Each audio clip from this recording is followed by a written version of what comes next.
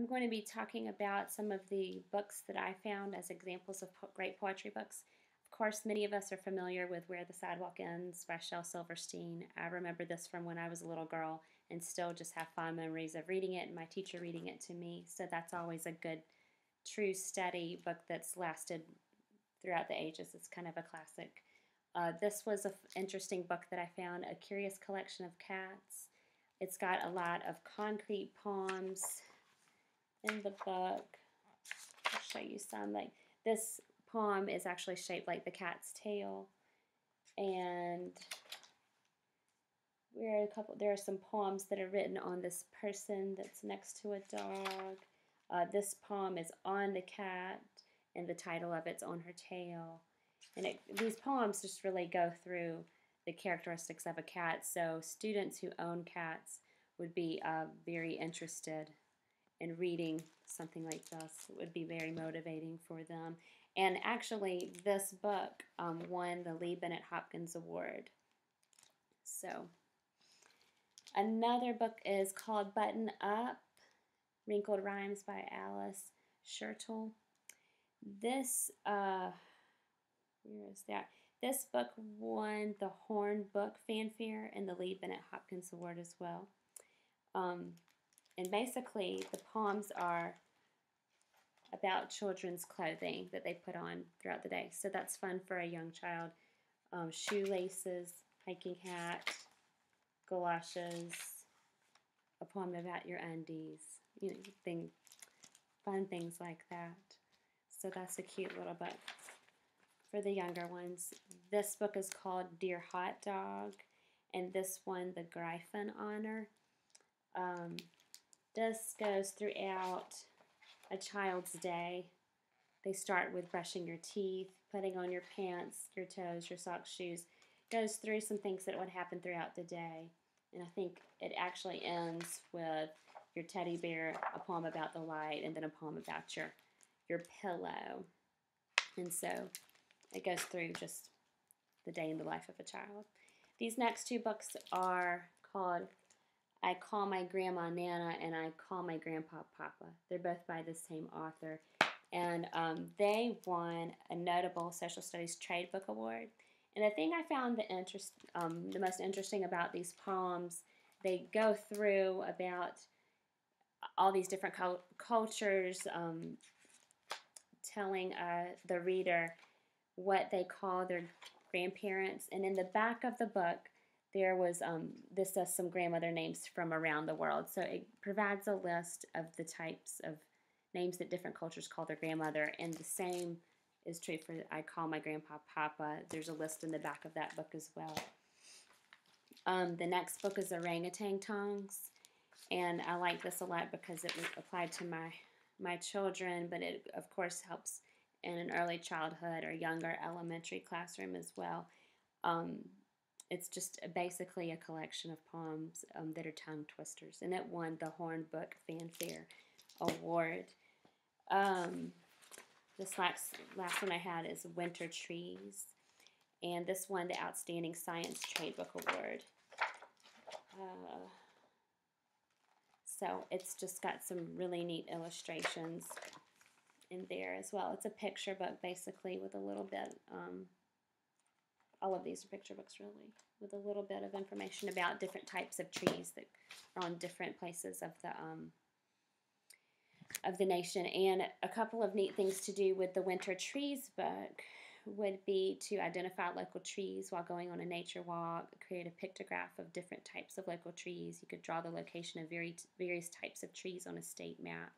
So those would be neat things to do, even with some of the older grades that may not be familiar with that sort of thing in their state. This one was a big hit when we talked about this in our class, The Blacker the Berry. It's just a beautiful book that describes each and every shade that an African American can be. It starts off with what shade is human, and just has a poem about each different little shade that an African American can be on each page. This is called The Blacker the Berry. This is Raspberry Black. This one is Golden Goodness. And so it's a really sweet sweet book that would be a great way to introduce that into the classroom or for your own children if they have questions about that. This is by Jack Prelutsky called Good Sports. He is a great, just a real funny, comical author, a poet. He has a great website, which I included in my brochure, and this just goes through a bunch of different sports, and it won a Caldecott Medal and a Poetry Foundation Award. Today and Today is a great picture book with haikus in it about the different seasons. For the autumn season, this was Autumn Moon, a small boat drifting down the tide.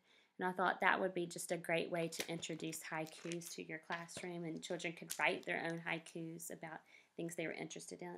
I loved this book. This was called Steel Town, and it's a book of poems about how Birmingham came to be as an industrial city, and what just on the back of the book it says, down below, down in the valley, black smoke puffs from the smokestacks.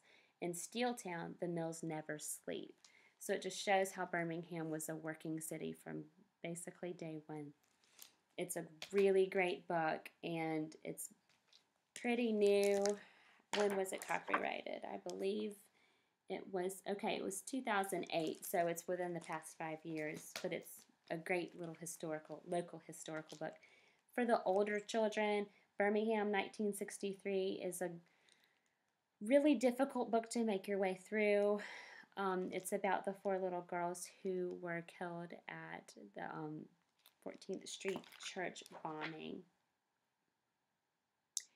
16th Street church bombing down in downtown Birmingham, and so it's a difficult book to make your way through, so it's something you would really want to look at before exposing your children to it to make sure that they can handle it.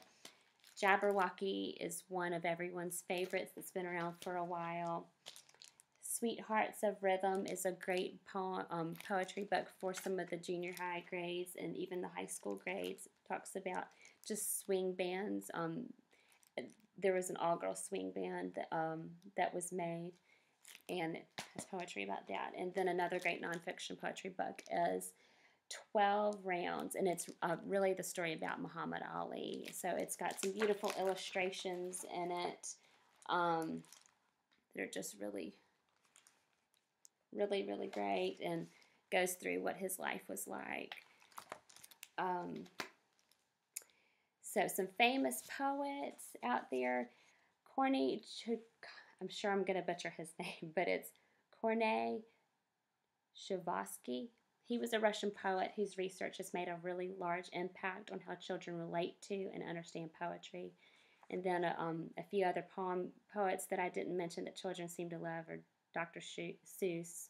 We love him. And then Shel Silverstein, which I did mention a book of his earlier, and Jack Prelutsky. He's a fun one for children. Other than that, I think that's all I had for tonight, and I hope this helped expand your view on poetry and exposed you to a few great literature books that are all award-winning in some form or fashion for your students, early childhood, all the way up to high school. It's really just getting out there and trying to. The Hoover Library was a great resource for me. I just kind of called them and asked if they could point me in the right direction. And then the other website that helped me tremendously was the database for award-winning children's literature. So I got on that website and looked up as many award-winning and medal-honored type books that I could on poetry, and you can click in your age range that you want. And so that narrows down your search tremendously, and it was a very helpful resource. So thank you very much.